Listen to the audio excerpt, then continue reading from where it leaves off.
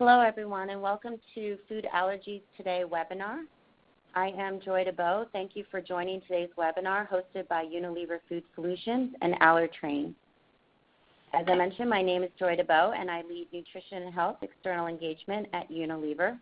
And I will be your host today, along with Betsy Craig from Menu Trinspo, LLC, an award-winning food service training company in food allergen and gluten-free food safety. A little more about Betsy. Betsy Craig is the CEO of Menu Trinspo and has 30-plus years of food service industry experience and is a nationally recognized expert in food allergens throughout the supply chain. Betsy's desire to better the food industry and positively inform the public are the driving force behind her company. And now I'm going to turn it over to Betsy, who will go through a few housekeeping rules regarding our webinar today. Thank you, Joy. This is Betsy Craig, and just a couple of heads up, folks. We are on the best kind of technology in the world to create this webinar and make it come from our offices to yours. However, technology sometimes is not always our friend. So if for any reason we do get disconnected, I encourage you just simply to log back on and give us a moment to regroup. We will be with you momentarily if that does happen. Second is we love questions, so feel free to go ahead and ask questions throughout the webinar. We will address the questions towards the end of today's webinar, and we have people to transcribe them and keep track of them as we go through. So you don't need to save your questions for the end, but simply use the chat box. So Joy, back to you. Thank you, Betsy. So as I mentioned, here is your host today, myself and Betsy Craig. What we are going to cover today on today's webinar on allergens has been a hot topic in the food service industry for some time now, and it will continue to be as policies continue to change and customers demand more from your establishment. On this slide, you see an overview of what we'll be covering today: food allergy basics, food allergen laws in your area, and the top 5 things you need to know to serve food safer today. By registering for this webinar, you will receive a free sample of brand new reformulated Knorr products and a chance to win a free consultation with Betsy's team and a UFS chef. So as you watch and learn during today's session, make sure you stay with us until the end, where we will reveal your free sample offer from Knorr, which is coming your way, as well as announce the winner of the free consultation. So don't miss out. Nutrition is one of the key pillars within our Unilever Sustainable Nutrition Strategy. Within our strategy, we have identified focus areas for Unilever Food Solutions: promote more plant-based diets, champion nutritious cooking, and leverage products that meet our highest nutrition standards to offer solutions in the kitchen. First off, it tastes good. For chefs, taste comes above everything else. Our products help deliver that great taste with solutions for different chefs and operators in different channels. Does good. Chefs and operators are very much into topics such as what we're discussing today, allergens. And it doesn't cost the earth. Food waste and packaging waste, as well as sustainable sourced ingredients, are all important to Unilever Food Solutions and our customers. So let's get started. Who has a food allergy? Well, according to the Food Allergy Research and Education, or known as FAIR, about 1 in 25 Americans report that they suffer from a food allergy. 3 million with celiac disease. Celiac disease is an autoimmune reaction to the wheat protein gluten, resulting in irritation and inflammation in the intestine and malabsorption of nutrients. It's not an allergic reaction, and about 1% of the population has been diagnosed with celiac disease. However, 7.5% of the population have a food intolerance. Now, there is a gluten intolerance or sensitivity, which is not true celiac disease, and that's where the intestinal wall is not damaged, but similar symptoms to celiac disease, such as bloating, cramping, and diarrhea, and 10% of the population has this. This also impacts children. As you can see, about 30% of children with food allergies are allergic to more than one food. But we know currently 2 in 10 diners request a special meal. However, food allergies can be serious and need to be treated differently than dietary preferences and customized requests. So defining a food allergy, well, it's the body's immune system defense protects against foreign invaders. And with the food allergy, it's a hypersensitive reaction of the immune system that responds against a harmless substance, more specifically a food protein. Allergic symptoms can affect the respiratory system, the gastrointestinal tract, the skin, and or your cardiovascular system. Now, we know food allergies are on the rise. The Centers for Disease Control and Prevention reports that the prevalence of food allergies in children increased by 50% between 1997 and 2011. And between 1997 and 2008, the prevalence of peanut or tree nut allergy appears to have more than tripled in U.S. children.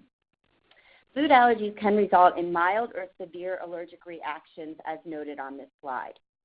They can be serious and they can be life-threatening.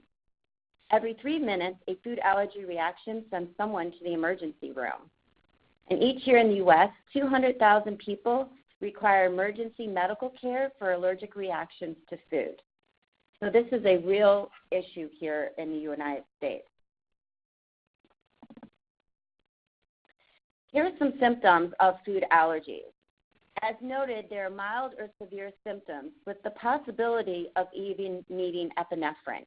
So you can see listed here what's on the left is the mild reactions or symptoms and then the severe. And if any of the severe symptoms or more than one mild symptom is present, you need to administer epinephrine immediately. Now, it's important to note there's no cure for a food allergy. They have to be managed by avoiding the problem, which in this case is the foods that we're consuming that cause the allergic reaction, and learning to recognize and treat those symptoms. Any of these symptoms can appear within a second or minutes. So this list also is not exhaustive, but it gives you a sense of the symptoms that can result from being exposed. So here on this slide, we're actually discussing anaphylaxis and how to respond to that in case someone in your restaurant goes into this reaction. And how do you respond? Well, first off, call 911. Next would be to check their breathing, listen for very hoarse or whispered voice or a coarse sound when the person is breathing in air. Start CPR if necessary. Be calm and reassure the person. And if the person has the emergency allergy medication on hand, help the person take or inject that medication. Avoid oral medication if the person is having difficulty breathing. Take steps to prevent shock. Have the person lie flat, raise the person's feet about 12 inches, and cover him or her with a coat or blanket. These are the things you should be doing. It's important also to note, though, what you should not do. So do not assume that any allergy shots the person has already received will provide complete protection. Do not place a pillow under the person's head if he or she is having trouble breathing. This can block the airway. And do not give the person anything by mouth if the person is having trouble breathing. So on this slide, we note what are the big 8 allergens here in the United States. Many, many different foods have been documented to produce reactions. And the big 8 are responsible for 90% of all food allergic reactions here in the United States. So as you see noted, soy, eggs, milk, fish, wheat, shellfish, tree nuts, and peanuts. So I'd like to highlight a few key points for each of these. Soybean allergy is one of the most common or more common food allergies, especially among babies and children. Problematic because of the abundance of soy-containing products. An egg allergy is estimated to affect approximately 1.5% of young children. And keep in mind, a lactose intolerance is not a milk allergy, in case someone notes that to you in your restaurant. With regards to seafood, an estimated 2.3% of Americans, or over 7 million people, report an allergy to seafood. It is generally recommended that those individuals who are allergic to one of these species of fish avoid all fish altogether unless they've been tested. With regards to wheat, gluten intolerance and celiac disease are not just a wheat allergy. People who are allergic to wheat have an immune response to wheat protein and may tolerate other grains. With regards to shellfish, shrimp, crab, and lobster cause most shellfish allergies. Allergic reactions to tree nuts are anaphylactic reactions and are among the leading causes of fatal and near-fatal reactions to foods. Tree nuts include, but are not limited to, walnuts, almonds, hazelnuts, cashews, pistachios, and Brazil nuts. This is not similar to a peanut allergy, as peanuts are legumes. And speaking of peanut allergies, this is the most common of the food allergies. The reactions can be severe, anaphylaxis, and varies depending on sensitivity and quantity consumed. Peanut allergy's most common cause of fatal food anaphylaxis that has been ranged between 50 and 62%. So with this, I'm going to turn it over to Betsy, and she's going to cover more of the policy-related issues. Thank you, Joy, and thank you for that great education and just setting the baseline on food allergies here in the United States. I think that's super helpful, and welcome to everybody that did join us today. I'm going to jump into a section that I refer to as state by state, because I want to go through literally state by state and share with you what the current food allergy laws are as of today, September 26th, 2018. They are changing and ever changing, and I will get into that. So first, let's take a look at the state of Massachusetts. I like to refer to Massachusetts as ground zero on food allergy laws, mainly because it was the first place that we as a country saw food allergy mandates step in our food safety world. There are 4 different parts to the Food Awareness Allergy Act of 2009, and I do know there's only 3 bullets on the slide. However, that's because the 4th part has not been enacted yet. I'll get there and share it with you, absolutely no problem. The first point in Massachusetts is that restaurant managers must take a 22-minute video online and check the box at the end and say they watched the video. So that is the first piece of the Massachusetts awareness. The second piece is, as you can see here, disclaimer language needs to be posted, and that's the disclaimer language the state of Massachusetts does mandate that is in all food establishments. Before placing your order, please inform your server if a person in your party has a food allergy. Disclosing that you have a food allergy in a food service establishment puts some of the onus on the consumer, that they let you know that, to the best of their knowledge, that they have a food allergy. It's quite important that you at least be informed up front so that you might be able to help them. The third area in the state of Massachusetts that's mandated is that there be a food allergy poster in the kitchen or break room of a facility. And I make a little circles around here on the food allergy posters. The poster on the left was the original poster that was done by FAN, which stood for Food Allergy Anaphylactic Network. It's the original nonprofit in our country for food allergies. That has merged with another nonprofit, and now they're known as FAIR, which Joy referred to, and that stands for Food Allergy Research and Education. For you restaurateurs on the call, and all of you in food service, you might want to go to foodallergy.org. That is the home page for FAIR, and at that home page, you will find a number of tools that are helpful for you that are free for the downloading. So FAIR is a wonderful resource, and we certainly appreciate them and all that they do. So why did this happen? Well, for those that follow the Food Network and food cooking shows, you'll recognize Chef Ming Tsai, quite a wonderful gentleman. He simply, many years ago, went in and ordered a sandwich for his then 3-year-old son, David, because the toddler was allergic to 7 of the 8 that were just listed for you. The manager's response to Chef was simply, "We'd rather not serve him." Well, between that and the eye roll, I think it was pretty frustrating for Chef, and on that day he decided to make it his mission to promote food allergy awareness. So what can one simple food allergy father do? Well, you see the outcome of that, 4 different pieces of legislation. And as I said in the beginning, in Massachusetts it's 4 pieces. We're only seeing 3. The 4th piece of the mandate in Massachusetts is to call something allergy aware. Call a facility allergy aware or a kitchen allergy aware. But they have not been able to determine what that means, what allergy aware really looks like, and what is a certified allergy kitchen. So until the debate settles, nobody is being forced to comply with that 4th section. So let's move right along onto Minnesota. In 2010, Minnesota had a mandate to do posters.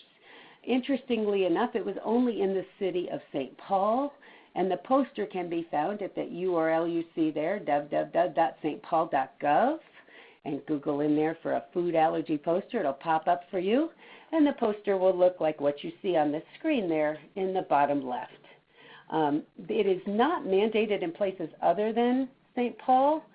However, if you put the poster up in St. Paul and you do some kind of food allergy training in St. Paul, you get a 7% discount on licensing fees for having done the training. So they're trying to incentivize restaurants to do training.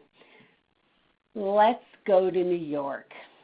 In New York, we have a couple of different mandates, so I will work on keeping it kind of simple and clear. New York City and Westchester County back in 2011 mandated posters. And those posters can be found at the URL you see listed on your screen. Now, the Department of Health and Mental Hygiene is who mandated the posters, and they just recently, in 2018, earlier this year, mandated statewide posters. So if you have facilities in New York State anywhere now, you need a poster up on the wall, and they generally want them in the break room or somewhere, you know, by the line where you have posters and hand washing posters. That's where your food allergy poster should be listed. And here you can see a sample from their website of what the poster looks like. Moving right along up into Rhode Island. So Rhode Island came through and passed a mandate pretty early on, 2012. And Rhode Island did very much what Massachusetts did. They turned around and said, you know what, Massachusetts has had it for a couple more years than us. Let's just copy what they're doing and make it simple in our state.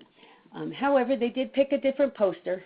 This poster can be found on the Rhode Island Restaurant Association website.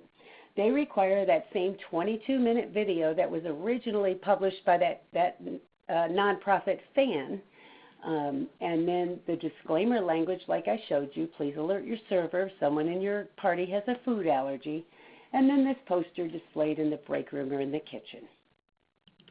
And a lot of times people ask me, where are these laws coming from? So the title of this slide I put, so Danielle did something.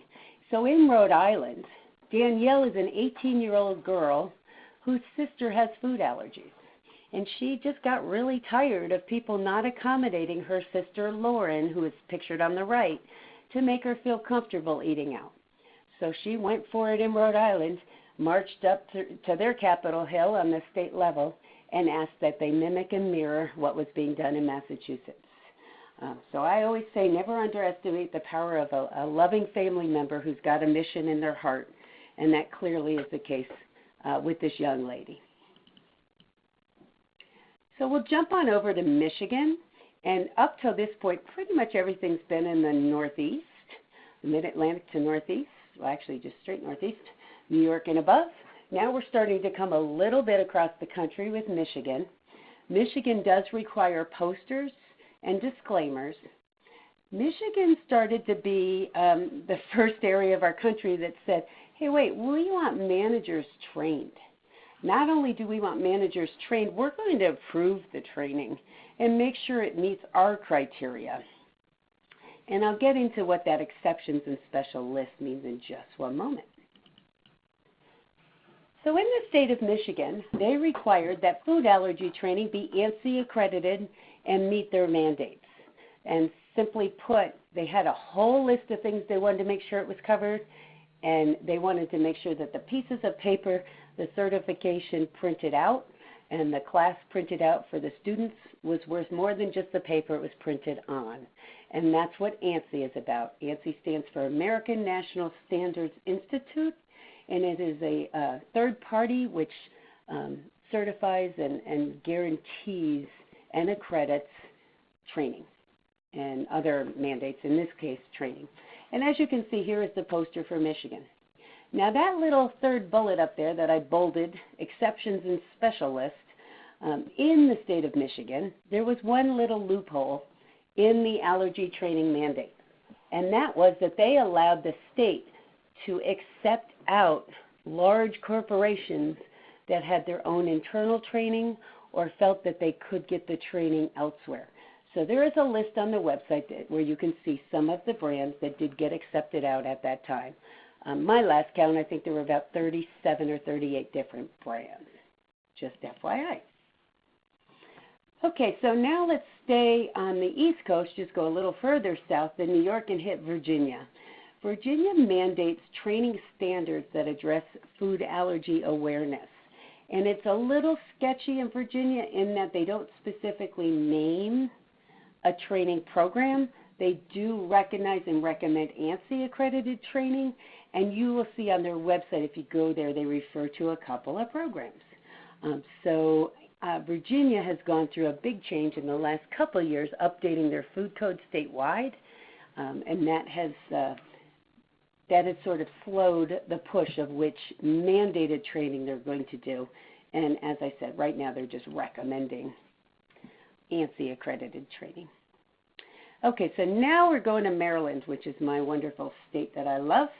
Maryland, back in 2010, tried to pass all of this different training. They actually, back in 2010, tried to do poster, disclaimer, training, and even menu IDing, which I'll get to in a second because it's really wild what's happening with menu labeling around food allergies. But back in 2010, and when they tried to have a four-tiered approach to food allergies, the only one that made it through the legislation in Annapolis, Maryland, was a statewide poster. And you can see the poster here. It was put out by the Maryland Restaurant Association and available on their website, or this poster is actually also available on FAIR's website, which is foodallergy.org. So here we go. Maryland has had some pretty exciting stuff happening with food allergies in 2017. Montgomery County, Maryland, simply had an 11-year-old boy that goes on vacation in Massachusetts, and as a direct result of that, the county council passed a bill requiring restaurants to have employees trained, and legislation garnered support for those who suffer from severe allergies. I can tell you that that 11-year-old boy happened to live in the same neighborhood as a councilman, pretty much kitty corner to the councilman, and he simply told his neighbor what he experienced in Maryland. That same 11-year-old boy looked at his mom and said, "Mom, how come I can eat every place here in Massachusetts, but we don't have this in Maryland?" And again, the love of a family member trying to do the right thing for their person, whoever their person might be, takes it and starts marching up a Capitol Hill, and out comes training mandate. So as of January 1st, 2018, ANSI accredited training was mandated in the entire county of Maryland, and I can tell you that was almost 3,000 different restaurants and food establishments, from grocery stores, convenience stores, churches, daycares, senior living, public schools, everybody. They simply pulled a list of everybody that had a food license, a license to serve food to the public in the county, and that's who got mandated. So we only have a couple more states, and then I'll get into some great tips and ideas as to how to take care of yourself as a restaurant owner or a chef or a person in the front or back of house there, but I want to make sure to touch all of these states. Let's look quickly here at Illinois. It's interesting. As I said, we're starting to go across the country more and more, and out of pretty much nowhere, a mandate happened in the state of Illinois that said all restaurant managers at all times need to have state-required ANSI food service training. Now, it came out in 2017. When it was introduced on the state legislation, it happened really quick, and then it passed almost as quickly. And it was to be mandated as of January 1st, 2018. And there has been definitely some pushback from the communities across the state of Illinois. And legally, technically, and I'm not a lawyer, and I do not want you to take legal advice from me. However, I will tell you that I have been told multiple times that this was pushed back till 2019. And I've also had people on the phone saying, can you get me through allergy training? My food safety inspector came, my county health inspector came, and he says, I have 3 hours or an hour and 10 minutes to get it completed. There's a question. So if you have locations in the state of Illinois, it is worth checking out what your county is saying as to whether it was mandated in 2018 or 2019. Now let's go to New Jersey. New Jersey gets really interesting because they did put posters into effect as of January of this year. However, the state of New Jersey and one township within New Jersey has made the biggest, widest reaching food allergy legislation anywhere in the country. And if it sounds like I'm making a big deal, it's because I am. It's kind of amazing. It's just kind of amazing what's happening. Up until very, very recently, all that was mandated was posters, either the FAIR poster or our poster. Menu Trimpo is who owns Allertrain, and our poster with FAIR also is a suitable poster in the state of New Jersey. But just recently, at the end of August, voted into legislation in the township of Edison, New Jersey. They are mandating, through the ordinance you see there, that any of the big 8 allergens and 2 other items be noted on a menu and disclosed on a menu. So the big 8, all sulfites and MSG. And from what I've read with the legislation, I cannot tell added or not added MSG, which is a different challenge because MSG is naturally occurring in some foods and it's added as a flavor enhancer in others. So in the state of New Jersey, they're going to want this from you if you have a location in Edison, New Jersey Township at this time. And they're going to want the big 8 allergens, sulfites, and MSG duly noted. So I'm going to pause for half a second and just remind you folks, you're most welcome, and we've got a couple questions in, but you're most welcome to add your questions in the Q&A, and we will address them at the end of our webinar today.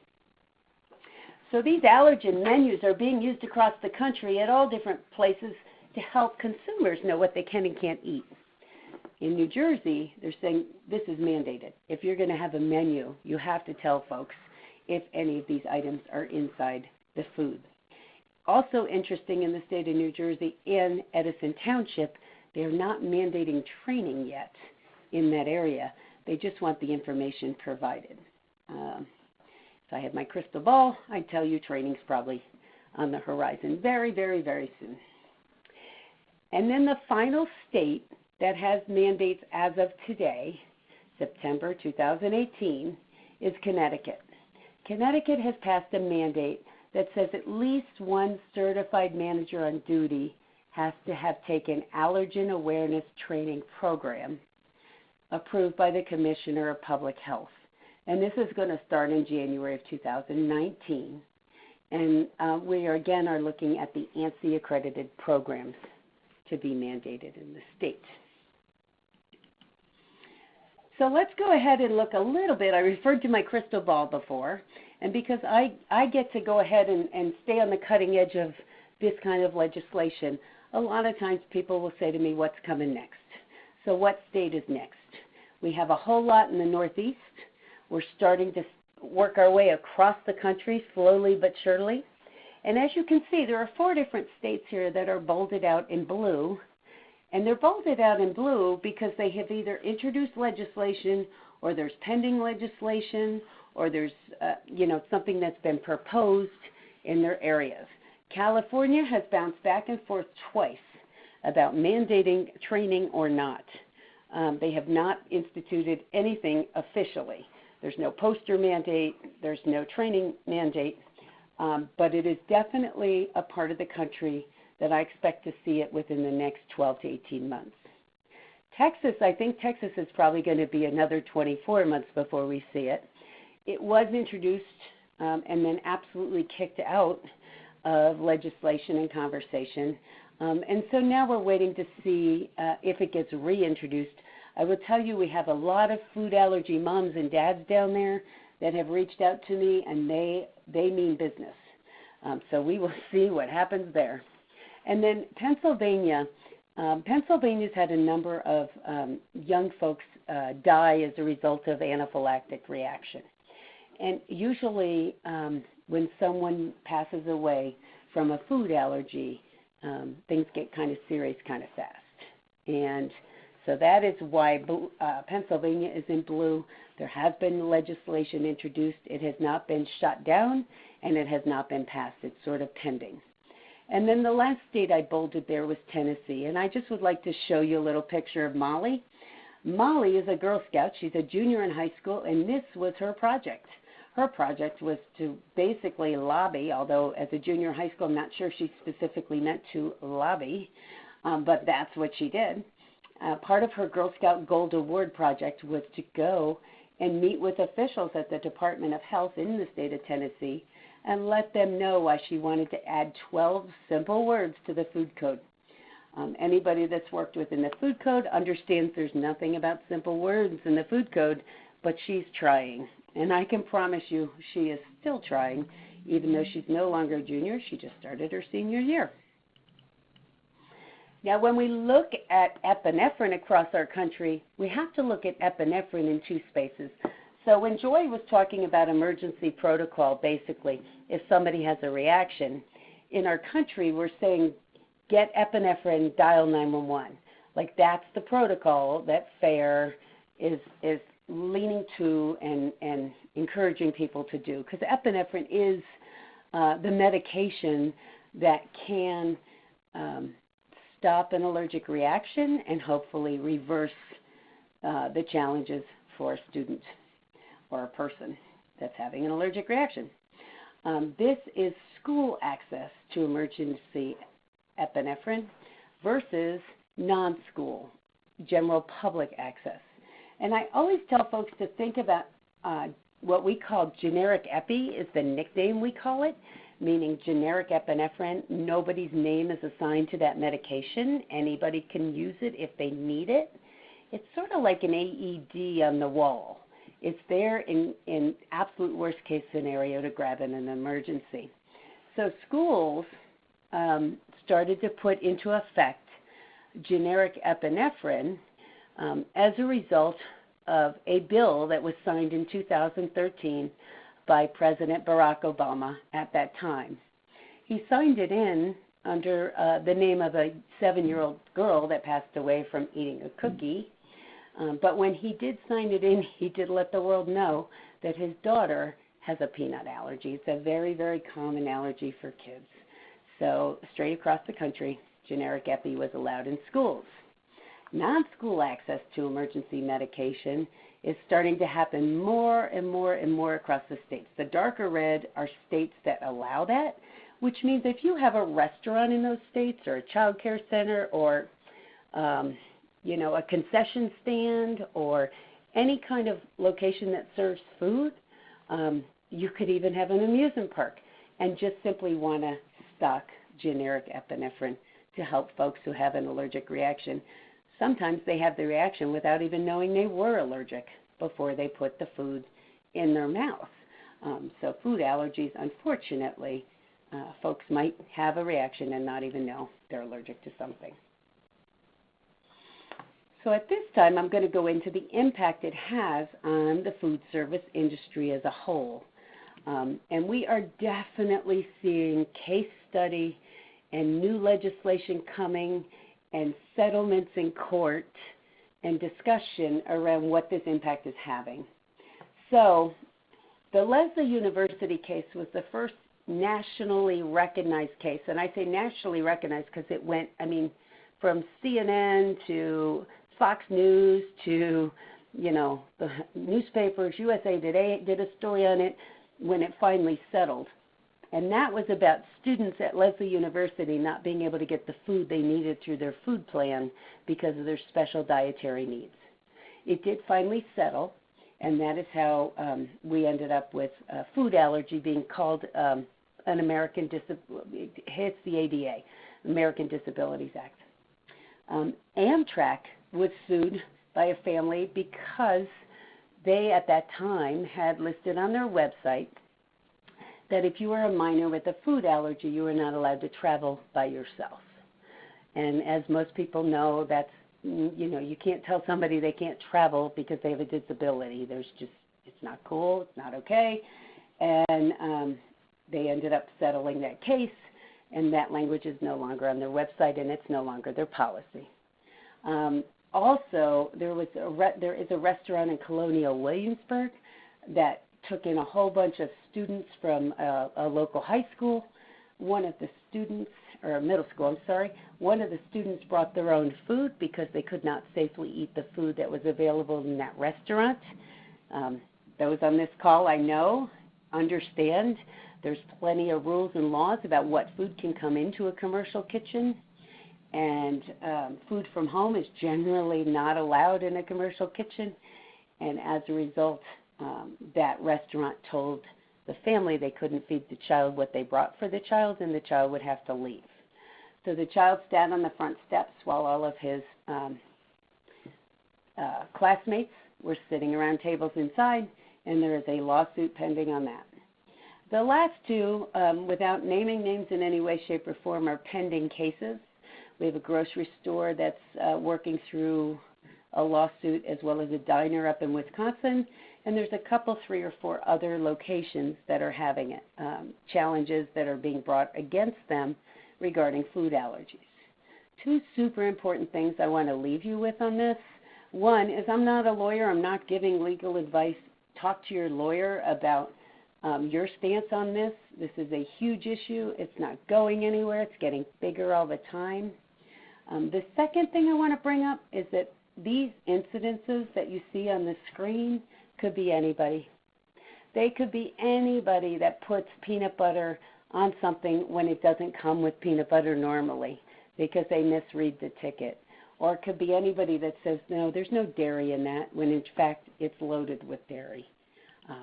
And the results can be deadly. So what you see there on the left is a young boy named Oakley. He has passed away at 11 from a food allergy. And then you see that sweet young man up there from Harlem in a daycare in New York City, in Harlem, his daycare center has now trained over 3,000 people through FAIR. They have stepped up and gotten training. Unfortunately, the loss of his life, and out of great tragedy, is how we get education and awareness sometimes. So a great question I get asked regularly is, when are you as a restaurateur on notice? When do you know? When are you responsible? And I have heard multiple times that once a person informs you or anybody that works for you that they have a food allergy is the moment officially you are on notice. At that moment, you are now responsible for serving them safely or letting them know if you cannot. And then if you tell them you can't, you better be ready for the fallout from that. There are great products out there, and I love being teamed up with Unilever because they have some great solutions for sure in this area. So providing people with great, safe food is manageable today, and even easier as products keep coming on the market. So I think the last section that we're in today, and to wrap up the education side of this, and then we'll take some of these great questions, is tools for you and your team. Often I get asked, what's the best thing we should do? What should we do number one? Hey, we have 24 locations, we have 1,024 locations, or we have 1 location. What should we do? So here are the best practices that I teach all the time. Number 1, go for training. I, of course, want you to take AllerTrain. That's my jam. That's my company. I love it. But there are other trainings out there. If you don't go with AllerTrain, no worries, but go with an ANSI accredited training. Go with something that's been vetted out so that you feel as proud as Chef does on the right side of that screen. She framed her certificate and puts it up to show everybody she went through the extra steps. And as you can see, she's from Sodexo. So just put it out there, or put them up on the wall right next to your food safety certificates. But I believe, and what I have found in this space, in this industry, is that one size does not fit all on training. So just simply putting yourself or your employees in front of a computer to sit and watch 22 minutes and then click a box, or to spend 2 hours, I just don't see that as being the best way to get trained. And if you're going to go through training, making sure you or your folks, or those that hold the keys to your front door in their hands, make sure they get the best training they can. Whether it's through a master trainer, which is a Train the Trainer program for food allergies, or if it is online, if it's online on a computer or a tablet or a cell phone. Be mindful of due diligence within your organization and look for a complete solution. Are you doing a monthly poster program to follow up so that you're training for 5 minutes a month and having people sign off so that you can have due diligence if, God forbid, something happens at your place? My second area I talk to about tips, and these are the 5 top tip areas for us, is policy. So when it comes to a policy, does your food service location have a plan of action, a process for implementing that plan? Do you have disclaimer on your menu? And then if you don't have a policy today, that is a policy.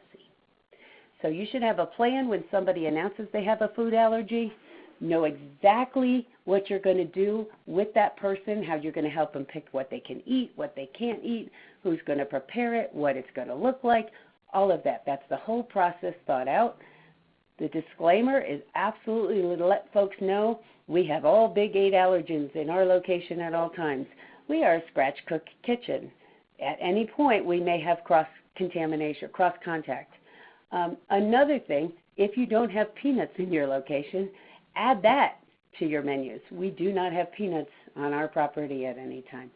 Sharing the real information with folks is greatly appreciated, and I will promise you, as I'll show you towards the end, I've got a couple more slides, and I'll show you, food allergy diners are faithful and loyal like you cannot believe.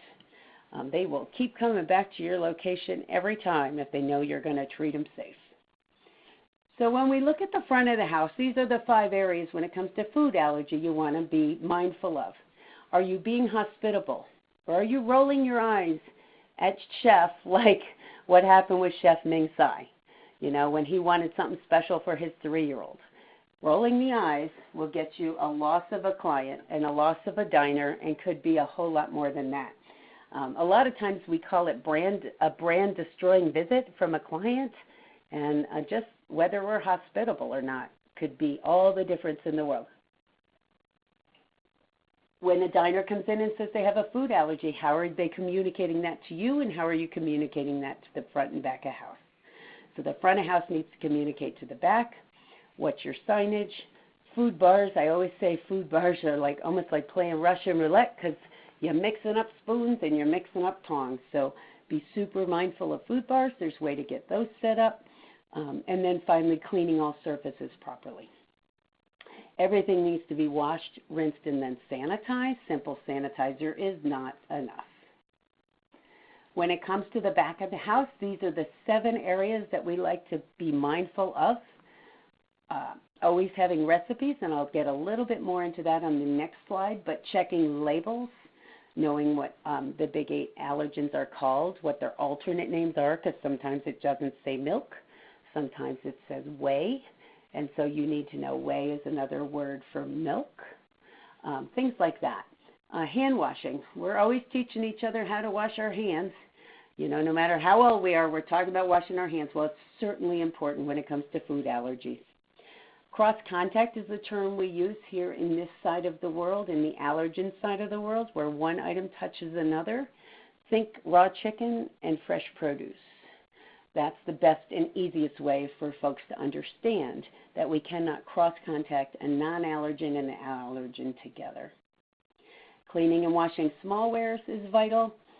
Barriers when cooking, by that I mean foil, I mean covering a pot, I mean taking a flat top grill and cooking something in a saute pan on top of the flat top grill, so you have an extra barrier for cross-contact to occur.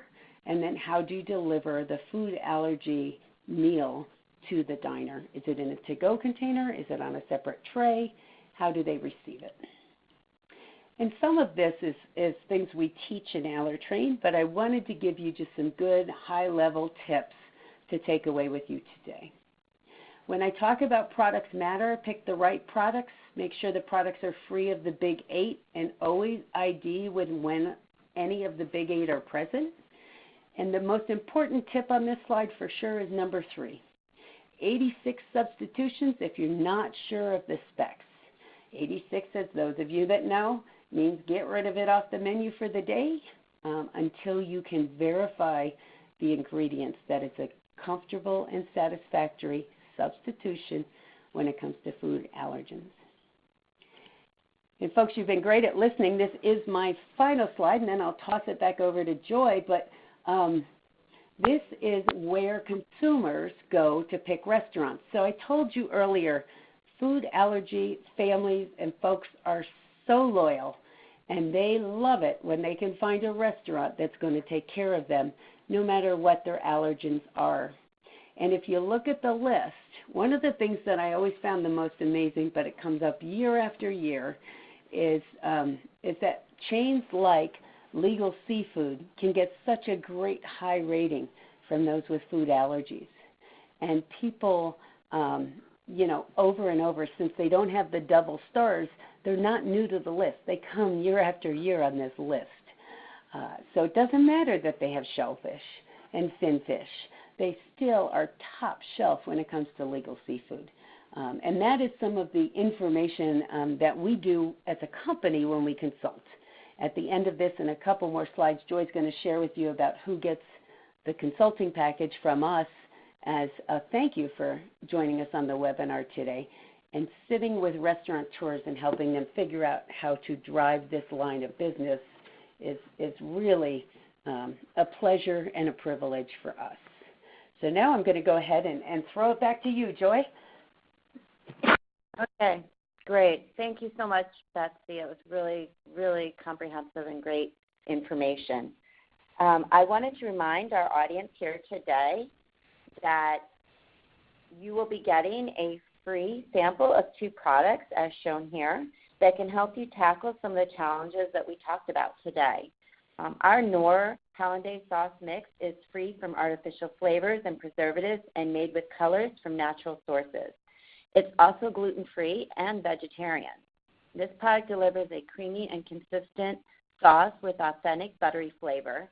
It holds well under heat with quick and simple prep, and there's no added MSG and less butter and no milk required. The second sample you'll be receiving is our Knorr low-sodium brown gravy, which is really delicious. That delivers superior quality, balanced flavor, and performance you can rely on. This product is now gluten-free, dairy-free, and vegan with no MSG. So look for those. With regards to recipes and trends, if you're looking for ways to use these products and some inspiration on more nutritional trends in the industry, we recommend you check out USS.com and also, of course, like us on social media and read our newsletters as well. We realize between trying to keep up with all these changing regulations that Betsy just covered and staying on top of what guests want and expect on menus that can be a challenge. So we hope that the information you find on our website can help you deliver on all of this. And finally, our winner of the consultation will actually be contacted directly. So with this, we'd like to thank everyone for registering and hope that you found the content very helpful. And once again, if you'd like to ask any questions, please submit your questions now. With that, I'll turn it over to Betsy.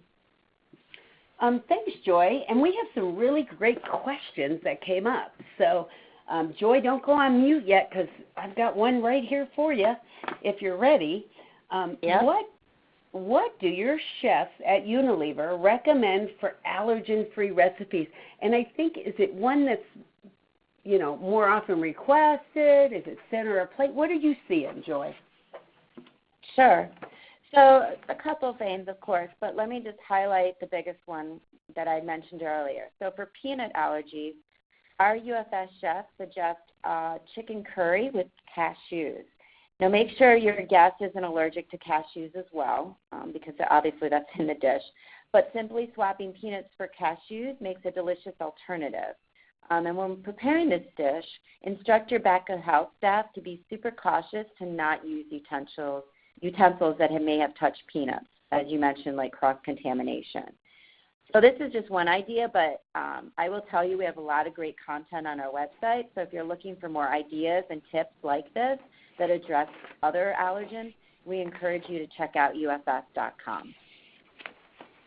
That's great, Joy. And you're right. Cashews can sub in for peanuts, and chicken at the center of a plate is a wonderful option for allergen-free diners. It's a great, great start. And with that Knorr, I just learned some stuff from you today on the Knorr, and I love it. I'm so excited. And you folks will get to use it and try it out as a result of joining us today. So a question for me came up. It says some of my food products they may contain on the ingredient list. Are those real allergen warnings? Boy, I'll tell you what, that may contain statement is the biggest challenge we have in this space. We have a couple blogs on our Allertrain website about this. May contain is an optional statement that the manufacturers put on because they're using their own disclaimer. They want to cover themselves.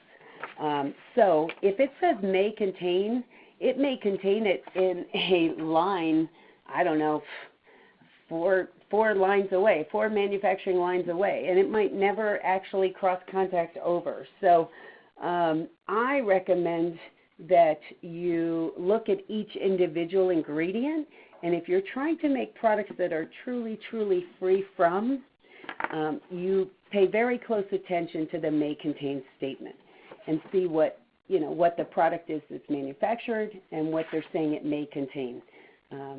Because telling me a chocolate bar may contain shellfish, I know what you're doing as a manufacturer. You're completely covering yourself. Versus telling me that chocolate manufacturer may contain some kind of nut, whole different ballgame. The next one is, why is the Allertrain logo on some slides and not others? We found in some of those areas, and if you saw the Allertrain logo there, it's because training was mandated and ANSI accredited training was the answer. And ANSI accredited training was mandated in a bunch of the states, but not all of the states. And Allertrain is an ANSI accredited training. And here I'm going to answer a second question. And our Allertrain does expire. It's got a 5-year certificate life to it. Joy, we have another question for you. How did Knorr reformulate their products to be more allergen friendly? Like, do you know what they took out, or? Yeah, so our Unilever Food Solutions team, which obviously also incorporates dietitians and chefs, they focused on cleaning our products by removing artificial flavor, using colors from natural sources, and removing artificial preservatives. We also worked to make the products gluten-free and remove dairy where it was not inherent to the product. So we really worked hard on reformulating many of the products that we have currently. Awesome, Joy. Thank you. I have a couple more questions here, and then if anybody has any more, this is last call for questions. We'll be ending in just a few moments at the top of the hour, but I thank you for the questions that have come our way. What are the penalties if I don't comply with my state's food allergen laws? Well, each state's different. The gentleman I spoke with on the phone was in the state of Illinois, and he had an hour and a half to take training, or it was $250 from his health inspector. So it just kind of depends about what county, what area. I know all all the health inspectors in Montgomery County, Maryland. If you don't have an allergy certificate on the wall, then you get dinged on your health report and you have a period of time to correct it. There's no fine the first time. There definitely is the second. So it kind of depends upon your zip code and what your state or county mandates. What is the best way to identify allergens on my menu? Well, I'll tell you what, Edison, New Jersey is going to teach us a lot, I think, folks. It's ironic because in Europe, they have the top 14 allergens, and it has been mandated that those be on all menus for years, for like 3+ years. And when that went into effect, I remember making the statement that within 5 years it'll be here in the U.S. And in 3 years it's in Edison, New Jersey. So I don't know where we're going to end up with these menus between the calories, which we love doing as a company, and then sodium in certain areas, and now we're going to do the big 8 allergens, sulfites, and MSG. I mean, it's going to be kind of wild to see.